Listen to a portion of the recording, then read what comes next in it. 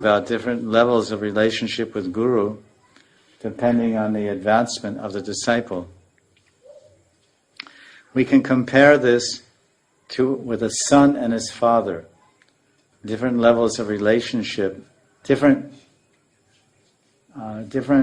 types of relationship with a son and his father. Like Prabhupada explained, in Indian households in general, there's three stages in relationship between the parents and their children. There's 3 stages. So the first stage, the child, boy or girl, when he's born until he's 5 years old, they should give him everything and anything he wants. Feed him 20 times a day, whatever he wants. Let him eat this, everything he wants. That's the first stage. Then from 5 to 10, 5 to 10 or 11 or 12, they should chastise him and give him a crack, pull his ears, sometimes give him a slap on the head when he misbehaves. So now they have to tighten up, Hey, you can't eat all times a day. You eat, regulate your eating. Don't eat like a monkey. And behave, don't speak nonsense. Respect your relatives and your grandfather, and don't spit on your uncle. And every time your uncle comes, because you don't like him. So don't do this kind of thing. So they correct him and chastise him and punish him. So that's till he's like 15 or so. Then when he's a young boy or young girl, young man, young lady, like 15, then you should become friend, like you're equal.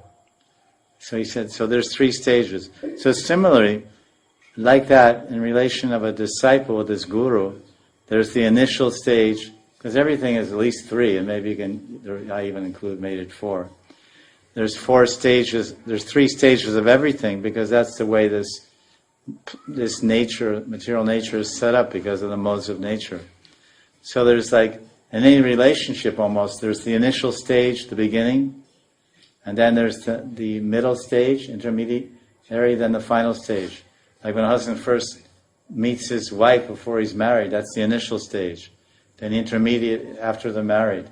And after they're married about 10 years, then it's like they're going to keep going or break or whatever. So they have reached the highest stage of understanding and love and appreciation and like this.